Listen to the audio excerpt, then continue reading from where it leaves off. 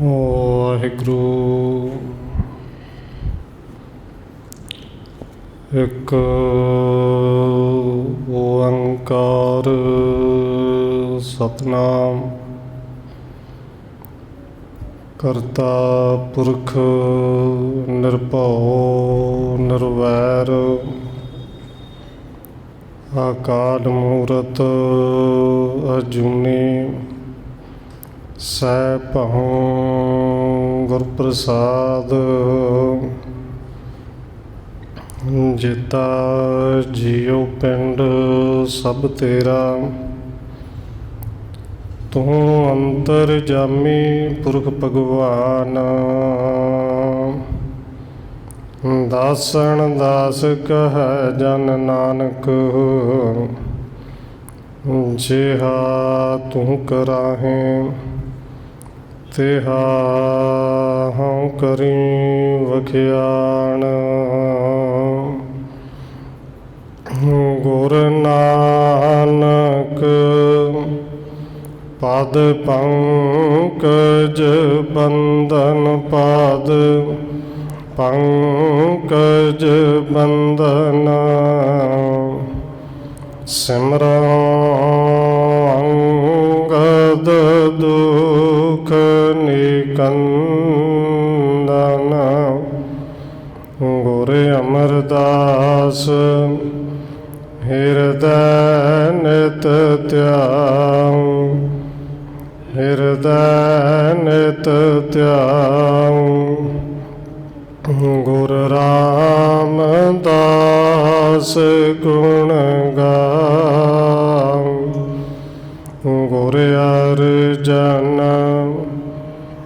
ਬਿਘਨ ਕੇ ਨਾਸਕ, ਬਿਘਨ ਕੇ ਨਾਸਕ। ਗੁਰ ਹਰਿਗੋਬਿੰਦ ਸ਼ੁਭ ਸੁਮਤ ਪ੍ਰਕਾਸ਼ਕ। ਸ਼੍ਰੀ ਹਰਿ ਰਾਇ ਨਮੋ ਕਰ ਜੋਰੀ, ਨਮੋ ਕਰ ਜੋਰੀ। ਸ੍ਰੀ ਹਰਿ ਕ੍ਰਿਸ਼ਨ ਮਨਾਉ ਬਹੋਰੀ। ਗੁਰੂ ਤੇਗ ਬਹਾਦਰ ਪਰਮ ਕਿਰਪਾਲਾ ਜੀ, ਪਰਮ ਕਿਰਪਾਲਾ। ਗੁਰ ਗੋਬਿੰਦ ਸਿੰਘ ਬਿਸਾਲਾ, ਤਰੁ ਤਰਾ ਪਰ ਪੁਨ ਪੁਨ ਸੀਸਾ ਜੀ, ਪੁਨ ਪੁਨ ਸੀਸਾ।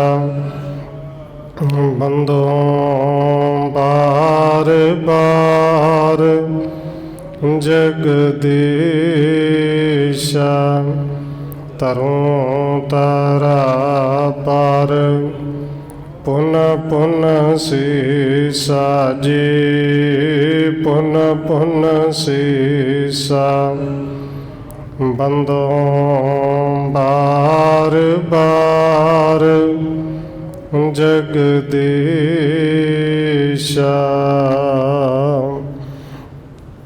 ਜਿਸ ਮਹਿ ਅੰਮ੍ਰਿਤ ਗਿਆਨ ਹੈ, ਮਾਣਕ ਭਗਤ ਬੈਰਾਗ।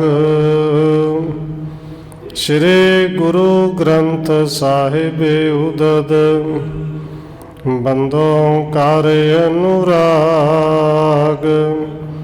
ਏਕ ਓੰਕਾਰਾ ਸਤਿਗੁਰੂ, ਜਿਹ ਪ੍ਰਸਾਦ ਸਚ ਹੋਏ।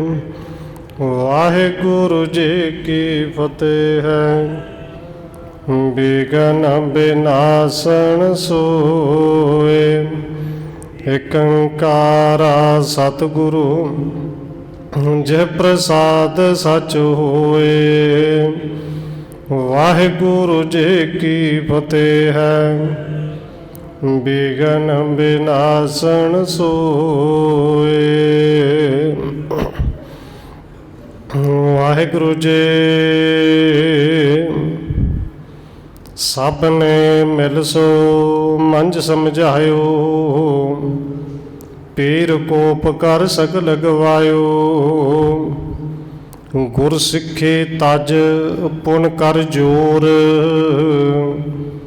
ਬਖਸ਼ੇ ਤੁਝ ਕੋ ਪੀਰ ਨਿਹੋਰ।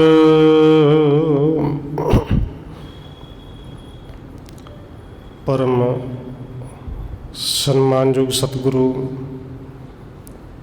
ਚਵਰ ਛਤਰ ਤਖਤ ਦੇ ਮਾਲਕ ਹਾਜ਼ਰਾ ਹਜੂਰ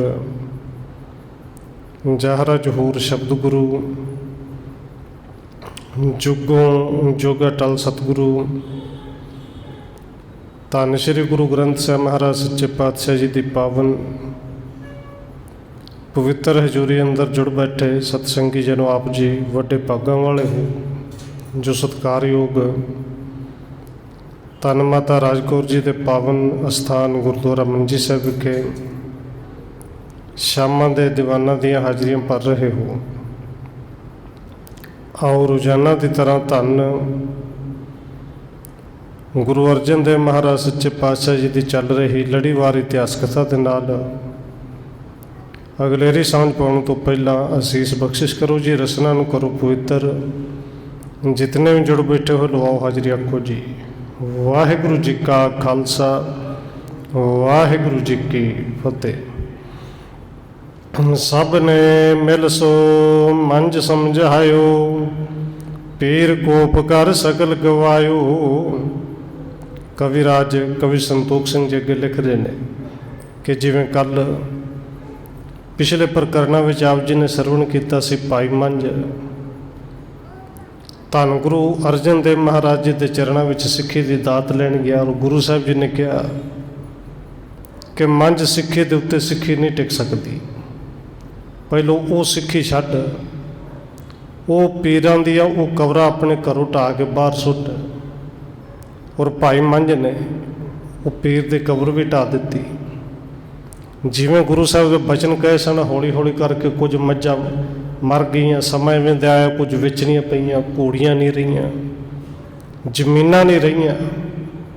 ਔਰ ਇਹ ਕਹਿ ਲਈਏ ਕਿ ਘਰ ਦਾ ਸਾਰਾ ਸਾਜੋ ਸਮਾਨ ਹੁੰਦਾ ਵਿਕ ਗਿਆ। ਔਰ ਪਿੰਡ ਦੇ ਲੋਕਾਂ ਨੇ, ਆਂਢ ਗੁਆਂਢ ਦੇ ਲੋਕਾਂ ਨੇ ਹੁਣ ਸਮਝਾਇਆ ਹੈ ਕਿ ਭਾਈ ਮੰਝ ਦੇਖ ਤੂੰ ਪੀਰ ਨੂੰ ਰੁਸਾ ਲਿਆ ਹੈ ਤੇ ਪੀਰ ਗੁੱਸੇ ਹੋਣ ਕਰਕੇ ਤੇਰਾ ਸਾਰਾ ਕੁਝ ਤੇਰੇ ਘਰੋਂ ਭੱਜ ਗਿਆ ਹੈ। ਹਜੇ ਵੀ ਸਮਾਂ ਹੈ ਕਿ ਛੱਡ, ਸਿੱਖੀ ਤੋਂ ਕੀ ਲੈਣਾ, ਸਿੱਖੀ ਨੂੰ ਛੱਡ, ਹਜੇ ਵੀ ਆਪਣੇ ਪੀਰ ਨੂੰ ਮਨਾ ਲੈ, ਪੀਰ ਦੇ ਅੱਗੇ ਹੱਥ ਜੋੜ। ਜੇ ਪੀਰ ਬਖਸ਼ੇਗਾ, ਕਿਉਂਕਿ ਉਹਨਾਂ ਦੀ ਐਵੇਂ ਦੀ ਮਨੌਤ ਸੀ ਕਿ ਸ਼ਾਇਦ ਸਾਰਾ ਕੁਝ ਪੀਰ ਖੋ ਕੇ ਲੈ ਗਿਆ ਹੈ, ਪੀਰ ਬਖਸ਼ੇਗਾ, ਸਾਰਾ ਕੁਝ ਵਾਪਸ ਮਿਲ ਜਾਏਗਾ। ਸੁਣਤ ਮੰਝ ਨੇ ਬਾਕ ਉਚਾਰੇ, ਮੈਂ ਸਿੱਖ ਭਾ ਅਬ ਸਤਿਗੁਰੂ ਦੁਆਰੇ। ਇਹ ਸੁਣ ਕੇ ਭਾਈ ਮੰਝ ਕਹਿੰਦਾ ਕਿ ਸੁਣੋ ਲੋਕੋ, ਕਿ ਹੁਣ ਮੈਂ ਕਿਸੇ ਪੀਰ ਦਾ ਚੇਲਾ ਨਹੀਂ, ਕਿਸੇ ਪੀਰ ਦਾ ਮੁਰੀਦ ਨਹੀਂ, ਹੁਣ ਮੈਂ ਗੁਰੂ ਦਾ ਸਿੱਖ ਹਾਂ। ਆਪਣਾ ਤਨ, ਆਪਣਾ ਮਨ, ਆਪਣਾ ਤਨ ਸਾਰਾ ਗੁਰੂ ਦੇ ਚਰਨਾਂ ਵਿੱਚ ਲਿਖੇ ਲਾ ਦਿੱਤਾ ਹੈ। ਕੂਰ ਪਦਾਰਥ ਕਾਮ ਨਾ ਮੇਰੇ, ਲਿਓ ਮੁਕਤ ਹੋਏ ਆਨੰਦ ਘਨੇਰੇ। ਤੇ ਇਹ ਜਿਹੜੇ ਪਦਾਰਥਾਂ ਦੀ ਗੱਲ ਤੁਸੀਂ ਕਰਦੇ ਹੋ ਨਾ, ਮੱਝਾਂ ਨਹੀਂ ਰਹੀਆਂ, ਜ਼ਮੀਨਾਂ ਨਹੀਂ ਰਹੀਆਂ, ਘੋੜੀਆਂ ਨਹੀਂ ਰਹੀਆਂ, ਭਈ ਰਹਿਣੀਆਂ ਤੁਹਾਡੀਆਂ ਵੀ ਨਹੀਂ। ਹੋ ਸਕਦਾ ਉਹ ਰਹਿ ਜਾਣ ਤੇ ਤੁਸੀਂ ਨਹੀਂ ਰਹਿਣਾ। ਇਹ ਕਦੇ ਨਹੀਂ ਕਿਸੇ ਦੇ ਨਾਲ ਗਈਆਂ, ਨਾ ਇਹਨਾਂ ਕੂੜੇ ਪਦਾਰਥਾਂ ਦਾ ਹੁਣ ਵਿੱਚ ਮੋਹ ਹੈ। ਹੁਣ ਤਾਂ ਬਸ ਗੁਰੂ ਦੇ ਚਰਨਾਂ ਵਿੱਚ ਆਨੰਦ ਲੈਣਾ ਹੈ, ਔਰ ਸਭ ਤੋਂ ਵੱਡਾ ਆਨੰਦ ਹੈ ਹੀ ਉੱਥੇ। ਔਰ ਧੰਨ ਗੁਰੂ ਅਰਜਨ ਦੇਵ ਮਹਾਰਾਜ ਜੀ ਦੇ ਆਪਣੇ ਪਾਵਨ ਬਚਨ ਨੇ ਕਿ ਭਈ ਜੇ ਛਕਣ ਵਾਸਤੇ 3 ਟਾਈਮ ਨਾ ਵੀ ਮਿਲੇ, 1 ਟਾਈਮ ਅੱਧਾ ਹੀ ਫੁਲਕਾ ਮਿਲ ਜੇ, ਸੁੱਕਾ ਹੀ ਮਿਲ ਜੇ, ਨਾਲ ਅਚਾਰ ਤੇ ਲੂਣ ਵੀ ਨਾ ਹੋਵੇ, ਪਰ ਕਹਿੰਦੇ ਜਿਹੜੇ ਚਰਨਾਂ ਦੇ ਵਿੱਚ ਜੁੜੇ ਹੋਏ ਨੇ ਉਹ ਸੁੱਕਾ ਪ੍ਰਸ਼ਾਦਾ ਛਕ ਕੇ ਵੀ ਮੌਜ ਵਿੱਚ ਰਹਿੰਦੇ ਨੇ, ਉਹ ਸੁੱਖ ਵਿੱਚ ਹੀ ਰਹਿੰਦੇ ਨੇ। ਔਰ ਸਤਿਗੁਰੂ ਦੇ ਪਾਵਨ ਬਚਨ ਨੇ ਕਿ ਰੁੱਖੋ ਭੋਜਨ ਭੂਮ ਸੈਣ, ਪ੍ਰਿਆ ਸੰਗ ਸੂਖ ਬਿਹਾਤ। ਜੇ ਰੱਬ ਚੇਤੇ ਹੈ, ਗੁਰੂ ਨਾਲ ਹੈ, ਤੇ ਉਹ ਪਰਾਲੀ ਵਿਛਾ ਕੇ ਥੱਲੇ ਸੁੱਤਾ ਹੋਇਆ ਵੀ ਸੁੱਖ ਦੀ ਸੇਜ ਸੌਂਦਾ ਹੈ। ਉਹ ਸੁੱਕਾ ਪ੍ਰਸ਼ਾਦਾ ਛਕ ਕੇ ਵੀ ਸ਼ੁਕਰ ਕਰਦਾ ਹੈ। ਔਰ ਭਾਈ ਮੰਝ ਜੀ ਕਹਿੰਦੇ ਨੇ ਮੈਂ ਤਾਂ ਹੁਣ ਆਨੰਦ ਵਿੱਚ ਹਾਂ। ਔਰ ਉਸ ਆਨੰਦ ਵਿੱਚ ਜਿਹੜੇ ਬਾਬਾ ਕਬੀਰ ਜੀ ਕਹਿੰਦੇ ਨੇ ਕਿ ਚਰਨ ਕਮਲ ਕੀ ਮੌਜ ਮੈਂ ਰਹੋ ਅੰਤਿਆ ਰਿਆਤ। ਬਸ ਹੁਣ ਤੇ ਇਸ ਮੌਜ ਵਿੱਚ ਮੈਂ ਟਿਕ ਗਿਆ ਹਾਂ। ਹੁਣ ਤੇ ਇਸੇ ਆਨੰਦ ਨੂੰ ਮੰਨਣਾ ਹੈ। ਗੁਰ ਤੇ ਹੀ ਅਬ ਸਭ ਕਿਛ ਹੋਈ, ਪੀਰ ਮੇਰ ਸੋ ਕੰਮ ਨਾ ਕੋਈ। ਹੁਣ ਤੇ ਜੋ ਕੁਛ ਕਰਨਾ ਗੁਰੂ ਨੇ ਕਰਨਾ ਹੈ। ਔਰ ਫਿਰ ਗੁਰੂ ਜੋ ਵੀ ਕਰਦਾ, ਗੁਰੂ ਕਾ ਸਿੱਖ ਨੂੰ ਭਲਾ ਕਰਕੇ ਮੰਨਦਾ ਹੈ। ਕਿ ਲੋਕ ਇਹਨੂੰ ਦੁੱਖ ਮੰਨਦੇ ਨੇ, ਬੜਾ ਕੁਛ ਚਲਾ ਗਿਆ, ਘਰ ਵਿੱਚ ਕੁਝ ਨਹੀਂ ਰਿਹਾ, ਬੜਾ ਦੁੱਖ ਆ ਗਿਆ। ਪਰ ਜਿਹੜਾ ਗੁਰੂ ਦੇ ਕੀਤੇ ਹੋਏ ਨੂੰ ਭਲਾ ਕਰਕੇ ਮੰਨਦਾ ਹੈ, ਉਹ ਕਹਿੰਦਾ ਕਿ ਸਤਿਗੁਰੂ ਸੁੱਖ ਦੇਹਿ ਤਾਂ ਤੁਝੇ ਆਰਾਧੀ। ਇਹਨਾਂ ਕੋ ਕੰਮ ਅਸੀਂ ਤਕਰੀਬਨ ਕਰ ਲੈਂਦੇ ਹਾਂ। ਪਰ ਦੁੱਖ ਭੇ ਤੁਝੇ ਧਿਆਈ। ਜੇ ਦੁਨੀਆ ਭਰ ਦੇ ਦੁੱਖ ਆ ਜਾਏ ਤੇ ਤੈਨੂੰ ਛੱਡ ਕੇ ਥੋੜ੍ਹੀ ਚਲੇ ਜਾਣਾ ਹੈ, ਰਹਿਣਾ ਫਿਰ ਵੀ ਤੇਰੇ ਚਰਨਾਂ 'ਚ ਹੈ। ਔਰ ਭਾਈ ਮੰਝ ਕਹਿੰਦਾ ਮੈਨੂੰ ਕਿਸੇ ਪੀਰ ਦੇ ਨਾਲ, ਕਿਸੇ ਮੇਰ ਦੇ ਨਾਲ ਹੁਣ ਕੋਈ ਕੰਮ ਨਹੀਂ। ਪੰਚ ਗ੍ਰਾਮ ਕੇ ਸੁਣ ਸਭ ਜਾਨੀ, ਮੰਝ ਮਹਾ ਮੂਰਖ ਅਗਿਆਨੀ। ਪਿੰਡ ਦੇ ਪੰਚਮੁਖੀ ਲੋਕ ਵੀ ਆਏ, ਪੰਚ ਸਰਪੰਚ ਸਾਰੇ ਇਕੱਠੇ ਹੋ ਕੇ ਆਏ। ਉਹਨਾਂ ਨੇ ਸਮਝਿਆ ਕਿ ਇਹ ਮੰਝ ਜਿਹੜਾ ਮੂਰਖ ਹੈ, ਇਹ ਝੱਲਾ ਜਾਂ ਪਾਗਲ ਹੋ ਗਿਆ, ਇਹ ਅਗਿਆਨੀ ਹੈ, ਇਹਨੂੰ ਸਮਝ ਕੋਈ ਨਹੀਂ। ਛੇਣ ਲੈਣ ਗ੍ਰਹਿ ਧਨ ਸਿਰਦਾਰੀ, ਸਰਬ ਸ਼ਰੀਕਣ ਦੇਣ ਨਿਕਾਰੇ। ਪਿੰਡ ਦੀ ਪੰਚਾਇਤ ਨੇ ਮਿਲ ਕੇ ਜਿਹੜੀ ਚੌਧਰ ਇਹਨੂੰ ਦਿੱਤੀ ਸੋ ਚੌਧਰ ਖੋਲੀ, ਇਹਦਾ ਘਰ ਖੋਲਿਆ। ਜਿਹੜਾ ਕੋਈ ਧਨ ਰੁਪਈਆ ਪੈਸਾ ਕੋਲ ਬਚਿਆ ਸੀ ਉਹ ਵੀ ਖੋਲੀ, ਸਰਦਾਰੀ ਵੀ ਖੋਲੀ। ਔਰ ਪਿੰਡ ਵਾਲਿਆਂ ਨੇ, ਸ਼ਰੀਕੇ ਵਾਲਿਆਂ ਨੇ ਮਿਲ ਕੇ ਇੱਥੋਂ ਤੱਕ ਸਰਬ ਸ਼ਰੀਕਣ ਦੀਨ ਨਿਕਾਰੀ। ਸ਼ਰੀਕਾਂ ਨੇ, ਭੈਣ ਭਰਾਵਾਂ ਨੇ ਘਰੋਂ ਕੱਢ ਦਿੱਤਾ, ਪਿੰਡ ਵਾਲਿਆਂ ਨੇ ਪਿੰਡੋਂ ਬਾਹਰ ਕੱਢ ਦਿੱਤਾ ਕਿ ਤੇਰੀ ਪਿੰਡ ਦੇ ਵਿੱਚ ਵੀ ਥਾਂ ਕੋਈ ਨਹੀਂ ਜੇ ਤੂੰ ਪੀਰ ਦੀ ਕਬਰ ਨੂੰ ਢਾਇਆ ਹੈ। ਔਰ ਦੇਖੋ ਅੱਜ ਤੇ ਭਾਵੇਂ ਇਹ ਖੁੱਲ੍ਹ ਹੈ ਕਿ ਕਿਸੇ ਦੀ ਮਰਜ਼ੀ ਕਿਹੜੇ ਧਰਮ ਨੂੰ ਮੰਨਣਾ ਤੇ ਕਿਹੜੇ ਨੂੰ ਨਹੀਂ ਮੰਨਣਾ। ਪਰ ਉਹ ਸਮਾਂ ਆਪ ਜੀ ਜਾਣਦੇ ਉਹ ਤੁਰਕਾਂ ਦਾ ਸੀ। ਹਿੰਦੂ ਹੋ ਕੇ ਉਹਨਾਂ ਨੂੰ ਮੰਨਦੇ ਸਨ। ਜੇ ਇਵੇਂ ਦੀ ਸ਼ਿਕਾਇਤ ਕਰਦੇ ਕਿ ਕਬਰ ਢਾਹ ਦਿੱਤੀ ਹੈ ਤੇ ਮੰਝ ਦਾ ਹੋ ਸਕਦਾ ਹੋਰ ਵੀ ਉਹ ਬੁਰਾ ਹਾਲ ਕਰਦੇ। ਪਰ ਉੱਥੇ ਪਿੰਡ ਵਾਲਿਆਂ ਨੇ ਔਰ ਸ਼ਰੀਕੇ ਵਾਲਿਆਂ ਨੇ, ਸ਼ਰੀਕੇ ਵਾਲਿਆਂ ਨੇ ਘਰੋਂ ਕੱਢਿਆ, ਪਿੰਡ ਵਾਲੇ ਕਹਿੰਦੇ ਪਿੰਡ ਵਿੱਚ ਵੀ ਨਹੀਂ ਰਹਿਣਾ। ਜੋ ਕੁਝ ਹੈ ਸਾਰਾ ਕੁਝ ਛੱਡ ਕੇ ਪਿੰਡੋਂ, ਇਹ ਕਹਿ ਲਈਏ ਕਿ ਧੱਕੇ ਮਾਰ ਕੇ ਭਾਈ ਮੰਝ ਨੂੰ ਬਾਹਰ ਕੱਢ ਦਿੱਤਾ। ਲੇਕਾਰ ਨਿਜ ਪਤ ਬਰਤਾ ਸੁਦਾਰਾ, ਰਹਿਓ ਜਾਏ ਕਿਸ ਪੁਰੀ ਮੰਝਾਰਾ। ਭਾਈ ਮੰਝ ਆਪਣੇ ਉਸ ਘਰ ਵਿੱਚੋਂ ਸਿਰਫ ਆਪਣੇ ਇੱਕ ਘਰ ਵਾਲੇ ਨੂੰ ਤੇ ਕੁਝ ਕੱਪੜੇ ਉਹ ਨਾਲ ਲਏ। ਪਿੰਡ ਦੀ ਜੂਹ ਵੀ ਛੱਡ ਦਿੱਤੀ, ਕਿਸੇ ਹੋਰ ਪਿੰਡ ਵਿੱਚ ਜਾ ਕੇ ਰਹਿਣ ਲੱਗ ਪਿਆ। ਘਾਸ ਖੋਦ ਤਹਿ ਵੇਚਣ ਲਾਗਿਓ, ਨਿਸ ਦਿਨ ਰਹਿ ਪ੍ਰੇਮ ਗੁਰ ਪਾਗਿਓ। ਹੁਣ ਗੁਜ਼ਾਰਾ ਤੇ ਕਰਨਾ ਸੀ। ਕਿੱਥੇ ਪਿੰਡ ਦਾ ਚੌਧਰੀ ਸੀ, ਜ਼ਮੀਨਾਂ ਸਨ, ਚੌਧਰ ਕੋਲ ਸੀ। ਹੁਣ ਇਹ ਘਾਹ ਵੱਢਦਾ ਹੈ, ਘਾਹ ਖੋਦਦਾ ਹੈ। ਉਸ ਘਾਹ ਨੂੰ ਖੋਦ ਕੇ ਵੱਢ ਕੇ ਜਿੰਨਾ ਕੁ ਹੋਇਆ ਉਹਨੂੰ ਰੋਜ਼ ਵੇਚਣਾ, ਤੇ ਉਹ ਵੇਚ ਕੇ ਕਿੰਨੇ ਕੁ ਹੁੰਦੇ ਹੋਣਗੇ, ਉਹਦੇ ਨਾਲ ਘਰ ਚਲਾਉਂਦਾ। ਪਰ ਦਿਨ ਰਾਤ ਗੁਰੂ ਦੇ ਪ੍ਰੇਮ ਦੇ ਵਿੱਚ ਮਗਨ ਹੀ ਰਹਿੰਦਾ ਹੈ। ਚਾਰ ਭਾਗ ਕਰ ਲਿਆਏ ਨਿਕੇਤ, 100 ਦੇਤ ਨੀਤ ਗੁਰ ਹੇਤ। ਉਹਰੇ ਗੁਰੂ ਦੀ ਸਿੱਖਿਆ ਸੀ ਭਾਈ ਦਸਵੰਧ ਕੱਢਣਾ ਹੈ। ਦਸਵੰਧ ਦਾ ਮਤਲਬ ਦਸਵੰਧ ਹੀ ਹੈ। ਔਰ ਖਾਸ ਕਰਕੇ ਜਿਹੜੇ ਕਹਿ ਲਈਏ ਕਿ ਸਾਡੇ ਮਹਿਕਮੇ ਦੇ ਨਵੀਰ ਗ੍ਰੰਥੀ ਸਿੰਘ ਨੇ, ਕਥਾਵਾਚਕ ਨੇ, ਰਾਗੀ ਸਿੰਘ ਨੇ, ਅਸੀਂ ਕਹਿੰਦੇ ਤਾਂ ਹੈ ਦਸਵੰਧ ਕੱਢੋ, ਪਰ ਕਿਤੇ ਨਾ ਹੁੰਦਾ ਅੰਦਰ ਕਿ ਕੱਢ ਕੇ ਸਾਨੂੰ ਦੇ ਦਿਓ। ਕਿਉਂਕਿ ਗੁਰੂ ਦੀ ਸਿੱਖਿਆ ਪਈ ਹੈ ਤੇ ਸਾਡੇ ਵਾਸਤੇ ਵੀ, ਤੁਹਾਡੇ ਵਾਸਤੇ ਵੀ, ਸਾਰਿਆਂ ਵਾਸਤੇ ਹੈ। ਸਾਡੇ ਕੋਲ ਬਹਾਨਾ ਹੁੰਦਾ ਕਿ ਸਾਡੀ ਤਨਖਾਹ ਕਿੰਨੀ ਹੈ ਜੀ, 7,000 ਚੋਂ ਕੀ ਕੱਢੀਏ, 10,000 ਚੋਂ ਕਿੰਨਾ ਕੁ ਕੱਢੀਏ। ਭਾਈ ਦਸਵੰਧ ਤੇ ਬਣਦਾ ਹੈ। ਮਹਿੰਗਾਈ ਜਿੰਨੀ ਵੀ ਹੋਵੇ, ਦਸਵੰਧ ਦਾ ਮਤਲਬ ਤੇ ਦਸਵੰਧ ਹੈ। ਜੇ 10,000 ਹੈ ਤੇ 1,000 ਰੁਪਏ ਤੂੰ ਕੱਢਣਾ ਹੈ। ਔਰ ਭਾਈ ਮੰਝ ਨੇ ਇਸ ਗੱਲ ਨੂੰ ਬਿਲਕੁਲ ਪੱਲੇ ਬੰਨਿਆ। ਜੇ ਗੁਰੂ ਸਾਹਿਬ ਨੇ ਕਿਹਾ ਹੈ ਕੱਢਣਾ ਹੈ, ਤੇ ਭਾਈ ਮੰਝ ਦਸਵੰਧ ਨਹੀਂ, ਇਹ ਕਹਿ ਲਈਏ ਕਿ 25% ਗੁਰੂ ਸਾਹਿਬ ਦੇ ਨਾਮ ਕੱਢਦਾ ਹੈ। ਜੋ ਕੁਛ ਕਮਾ ਕੇ ਦਿੰਦਾ ਹੈ ਉਹਦੇ 4 ਹਿੱਸੇ ਕਰਦਾ ਹੈ, ਤੇ 4 ਹਿੱਸੇ ਕਰਕੇ ਇੱਕ ਹਿੱਸਾ ਗੁਰੂ ਦੇ ਵਾਸਤੇ ਇੱਕ ਪਾਸੇ ਕੱਢ ਲੈਂਦਾ, ਉਹ ਜਾਂ ਕਿਸੇ ਗਰੀਬ ਨੂੰ ਦਿੰਦਾ ਜਾਂ ਰੱਖ ਲੈਂਦਾ ਹੈ। 3 ਭਾਗ ਤੇ ਕਰੇ ਗੁਜ਼ਾਰਾ, ਖੋਦ ਘਾਸ ਕੋ ਵੇਚ ਬਜ਼ਾਰਾ। ਬਾਕੀ ਜਿਹੜੇ 3 ਹਿੱਸੇ ਨੇ ਉਹਦੇ ਨਾਲ ਆਪਣੇ ਘਰ ਦਾ ਗੁਜ਼ਾਰਾ ਕਰਦਾ ਹੈ। ਰੋਜ਼ ਘਾਹ ਖੋਦਦਾ ਹੈ, ਰੋਜ਼ ਸਵੇਰੇ ਜਾ ਕੇ ਮੰਡੀ ਦੇ ਵਿੱਚ ਵੇਚ ਕੇ ਆਉਂਦਾ, ਉਹਦੇ ਨਾਲ ਘਰ ਦਾ ਗੁਜ਼ਾਰਾ ਤੋਰਦਾ ਹੈ।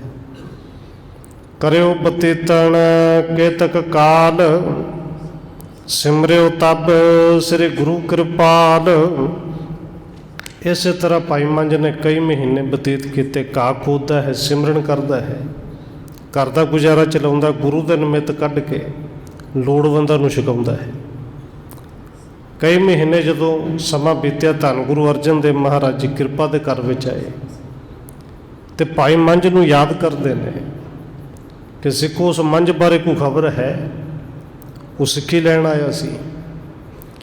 ਏਕ ਮੇਵੜਾ ਗੁਰੂ ਬੁਲਾਇਓ, ਹੁਕਮ ਨਾਮ ਦੇ ਤੇ ਸਮਝਾਇਓ। ਸਤਿਗੁਰੂ ਜੀ ਨੇ ਇੱਕ ਮੇਵੜੇ ਨੂੰ ਬੁਲਾਇਆ, ਔਰ ਮੇਵੜਾ ਆਪ ਜੀ ਸਮਝਦੇ ਜਿਹੜਾ ਕੁਛਣੀਆਂ ਲੈ ਕੇ ਜਾਂਦਾ ਹੈ। ਕੋਲ ਬੁਲਾ ਕੇ ਉਹਨੂੰ ਕਹਿੰਦੇ ਨੇ, ਭਾਈ ਸਿੱਖਾ ਸਾਡੀ ਗੱਲ ਧਿਆਨ ਨਾਲ ਸੁਣੀ, ਆਹ ਹੁਕਮਨਾਮਾ ਲਿਖ ਦਿੱਤਾ ਹੈ, ਇਹ ਹੁਕਮਨਾਮਾ ਭਾਈ ਮੰਝ ਨੂੰ ਦੇਣਾ ਹੈ। ਪਰ ਨਾਲ ਇੱਕ ਗੱਲ ਸਮਝਾਉਂਦੇ ਨੇ, ਇੱਕ ਸਿੱਖ ਮੰਝ ਸੋ ਅਮਕੇ ਪੁਰ ਮੈਂ, ਬਿਪਤਾ ਪਰੇ ਨਹੀਂ ਕਛ ਘਰ ਮੈਂ।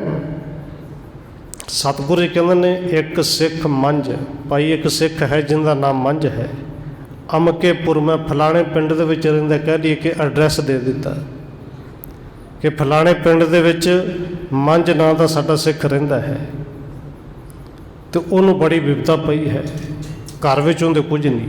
ਇਹ ਹੁਕਮਨਾਮਾ ਉਹਨੂੰ ਦੇਣਾ ਹੈ। ਵੇਚਤ ਘਾਸ ਜੀਵਕਾ ਕਰੈ, ਗਮਨੋਂ ਤਿਸ ਟਿਕ ਜੇ ਮਿਲ ਪਰੈ।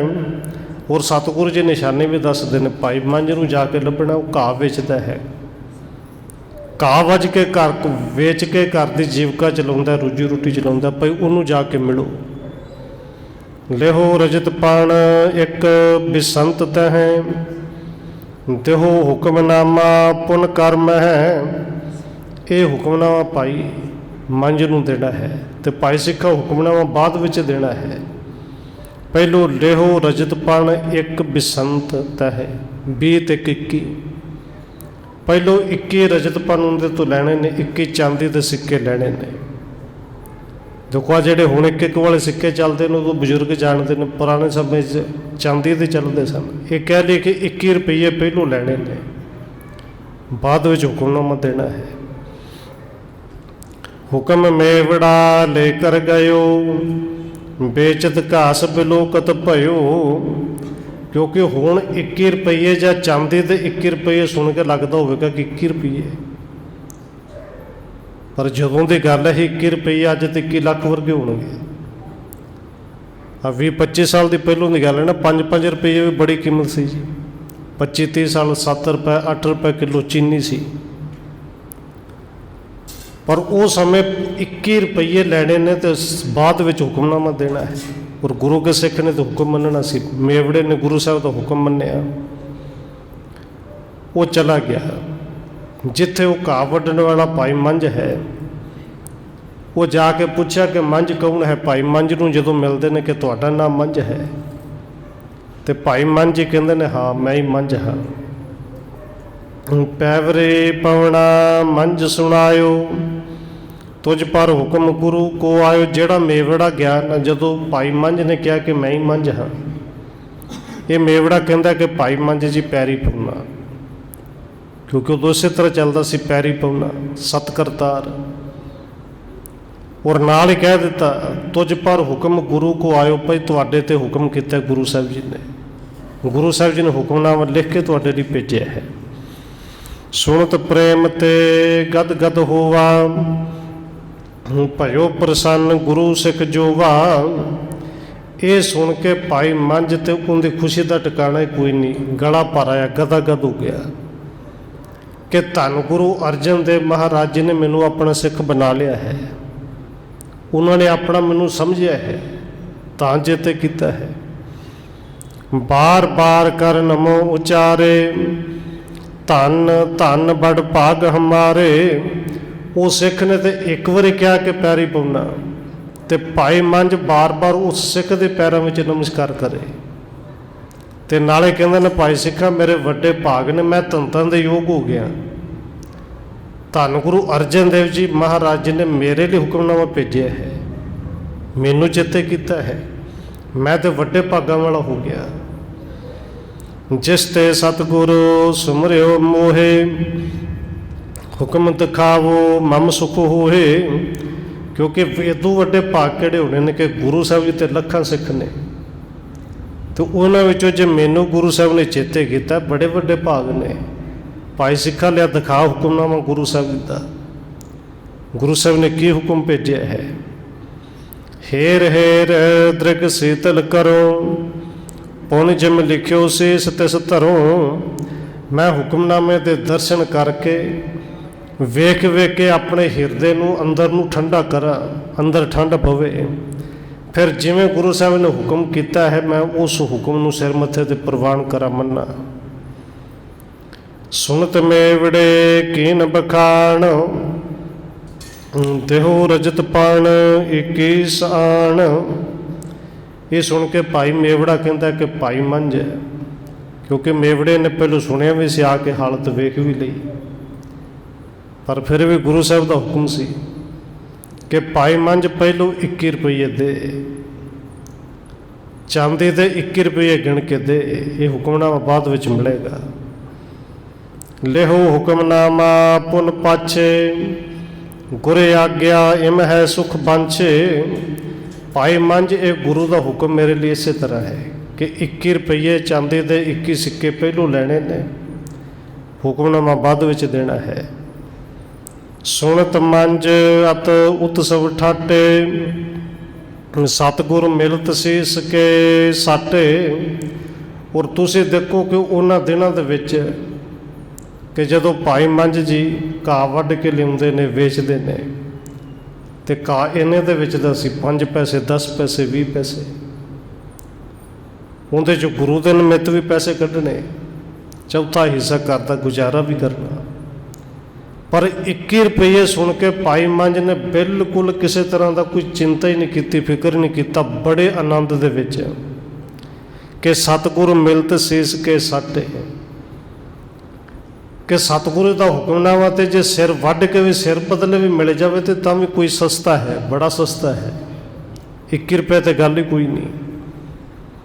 यह तो अल्प बात है कहाँ, सौदा अमित मोल लगू आह। मेरे वास्ते तो यह सौदा बड़ा छोटा जिहा है। जे तो गुरु साहब जी कहते ना शीस वढ़ के पहलू दे दे, हुक्मनामा बाद विच मिलेगा, मैं तो शीस वढ़ के पहलू रख देना सी। और सतगुरु के घर का हुक्म है भाई, साढ़े सारिਆਂ ਲਈ है। इस घर में आना तो शीस तो वढ़ के रखना ही पैना, होमे वाला भी तो जदों लोड़ पवे धड़ वाला भी। और सतगुरु जी ने पावन बचन कहे ने कि जे तो प्रेम खिलन का चाओ, सिर तर तली गली मेरी आओ। और प्रेम का मार्ग ऐसा कहते तो मार्ग पैर तरीजै, सिर दीजै कान न कीजै। और भाई मंझ ने यह व्याख्या करके दिखाई कि 21 रुपये तो बहुत छोटा सौदा है मेरे लिए। ये तो सिर गुरु साहब जी कहते पहलू सिर वढ़ के दे, हुक्मनामा तां मिलेगा, मैं सिर भी वढ़ दिंदा। सदन मेवड़े को ले गयो, निज दारा संग भाखत भयो। भाई मंझ जी मेवड़े नूं हथ जोड़ के बड़े सत्कार नाल घर विच ले गए कि भाई आओ। घर विच जाके अपने घरवाली दे नाल गल कीती। हम पर गुर को हुक्म सो आयो, दरब बिना सो हाथ न पायो। हुण घरवाली नूं दस्सिया कि भागवन ने साडे लई गुरु साहब दा हुक्म आया है। पर इत्थे आके थोड़ा जिहा भाई मंझ जी संकोचते ने, घर विच ते एक पंजी भी नहीं ते 21 रुपये देने ने। कहते साडे लई हुक्म आया पर 21 रुपये देण तो पहलों 21 रुपये देण तो बिना वो हुक्म साडे हथ आउणा नहीं, सानू मिलना नहीं। कहो अब कौन जतन को कीजे, दे कर धन तह हेर सुलीजै। कि भागवत ने दस हुण की जतन करिए कि इस गुरु के सिख नूं 21 रुपये दे के गुरु के हुक्मनामे के दर्शन ते करिए। सुन सिखणे तह धीरज दीन, सुगम बात क्यों चिंता कीण। और सिक्खी वाला प्रेम कल्ले भाई मंझ दे अंदर नहीं, भाई मंझ दे घर वाली दे अंदर उस तो भी ज़्यादा प्रेम आया है। वो घर वाले कहते कि सुनो क्यों तुसी हौसला क्यों छड्डदे हो, सुगम बात क्यों चिंता कीने। तो बड़ा सौखा तरीका वरत लेने, सौखा तरीका 21 रुपये देने ने ना। हमरे कन्या ऐ कुमारी, तेह चाहत जेहे कर सिरदारी। हुण भाई मंझ दे घर वाले कहते कि साडे घर कन्या है, धी है, विआहण दे योग है। तो देखो साडे पिंड दे चौधरी ने, जिहड़े पिंड विच रहिंदे ने, पिंड दे चौधरी ने, जितक मेवड़ा जाचे दरब, राखो सिक्खी ले देहो सरब। ते अपनी धी का रिश्ता उन्हां नाल गल कर लो कि रिश्ता असीं दे देंगे, 21 रुपये चाहिए ने। हुण इहनूं सीधे शब्दां 'च कह लीए कि अजकल बहुत चलता है, धी नूं वेच दीए, 21 रुपये लै ने गुरु साहब नूं भेटा देनी है। रिश्ते की गल करो, फलाना चौधरी है, उन्होंने लोड़ भी है और उनके घर इन्ना रुपया पैसा है भी कि 21 रुपये सानू दे सकता है, उनके कोलों जाके मंग लो। सिक्खी रखो, सिक्खी नूं बचाओ, गुरु के हुक्म नूं सिर मत्थे ते प्रवान करो। यह कन्या बड़ भाग सुहाई, गुरु अर्थ जे होए सगाई। और भाई मंझ के घर वाले कहते कि साडी कन्या वड्डे भागां वाली होएगी कि जे गुरु करके इनकी सगाई उस घर विच भी हो जाए। भावें घरों सगाई जोग करन जोग है या नहीं, पर जे गुरु के लेखे लग जाए, उधर सगाई हो जाए, मंगनी हो जाए, तो वो 21 रुपये दे सकते हैं। इम कह तिनके गृह चल गई, क्यों संबंध खुशी बड़ भई। ये कह के भाई मंझ के घर वाली भाई मंझ नूं कहंदे कि तुसीं इत्थे बैठो, मैं जाके गल करा। उत्थे जाके चौधराणी नाल सरदारनी नाल इन्हें गल कीती, धी दा रिश्ता पक्का कर दिता। उत्थे खुशियां हो गईयां। दैबो जितक तितक तन लियाई, पते आगे तर चिंत मटाई। और जिहड़े 21 रुपये भेटा देने सन, बस वो 21 ही लैके आई। भावें वो घर दे विचों कहा गया, जानते सन घर विच बड़ी गरीबी है, भाई 21 क्यों, जे चाहे तो असीं 100 भी दे सकने, होर वध भी दे सकने, पर चाहिए 21 ने 21 ही रुपये लैके आई, आके पति की सारी चिंता दूर की। हेर दरब को लेकर हाथ, दिए मेवड़े को टिक माथ। कहते भाई मंझ ने वो 21 रुपये हाथ में फड़े, वो 21 रुपये उस मेवड़े सिख नूं दिते।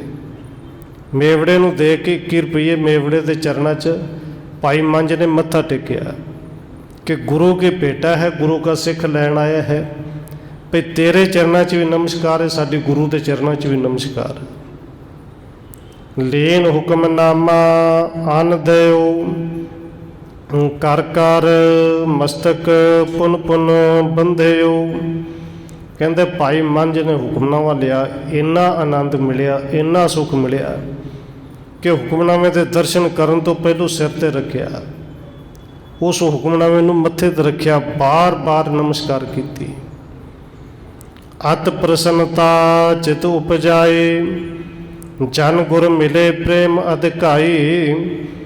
भाई मंझ ते इन्ने प्रसन्न हुए, इन्नी खुशी बाहरों भी नज़र आ रही है, अंदरों भी नज़र आ रही कि एक केवल गुरु का हुक्मनामा ही सानू नहीं मिलिया। इस तरह लगता है कि गुरु साहब जी आप ही आके मिल गए। और देखो कई बार बेनती की, सतगुरु का हुक्मनामा चलता हुंदा, कई बार बेनती भी की, पर संगतां भुल जांदियां ने। कि भाई अरदास विच जिन्ना जरूरी खलोना है उन्ना ही जरूरी गुरु साहब का हुक्मनामा बैठ के आराम नाल सुनना जरूरी है।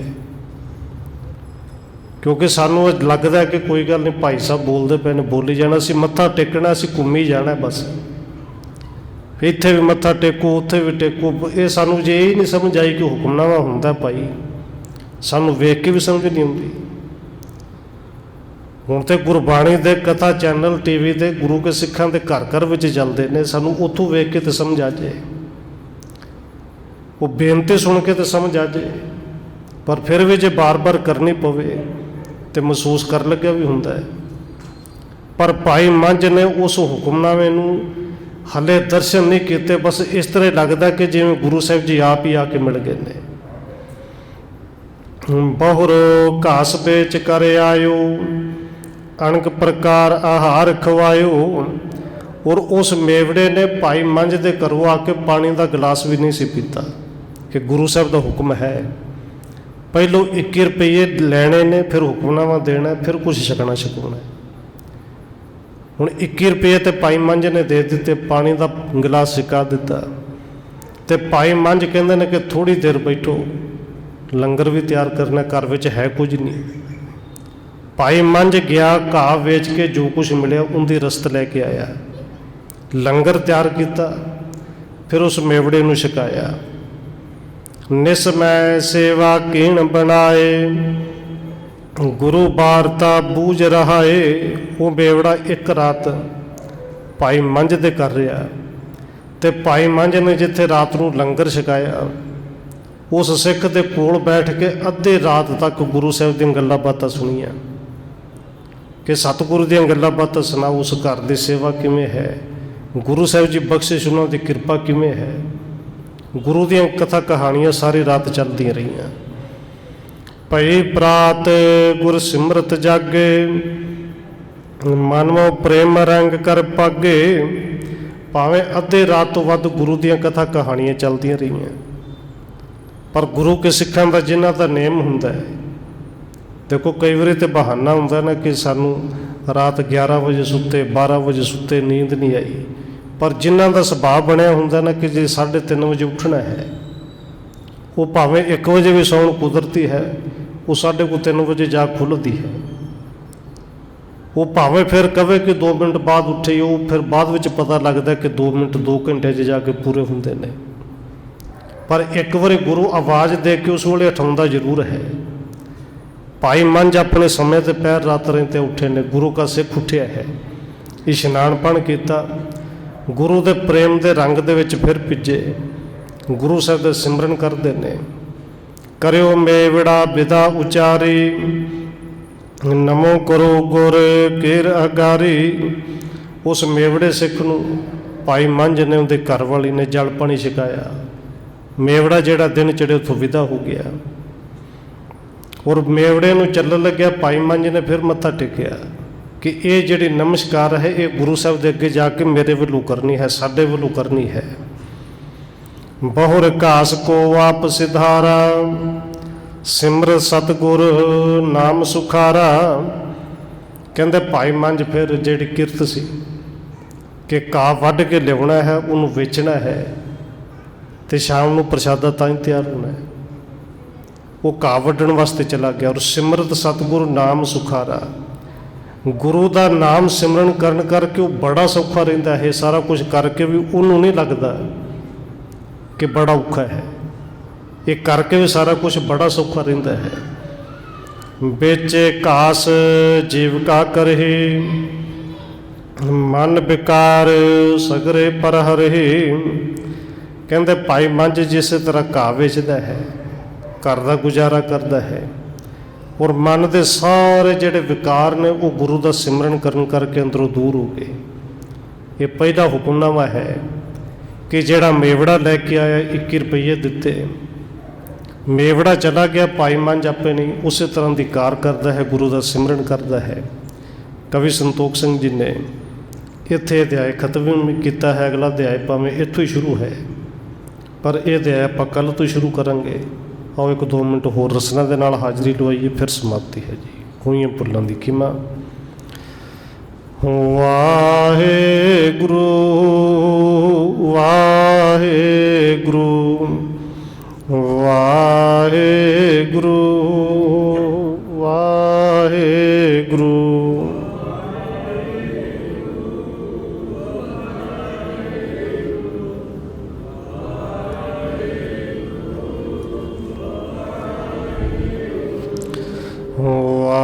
ਵਾਹਿਗੁਰੂ ਵਾਹਿਗੁਰੂ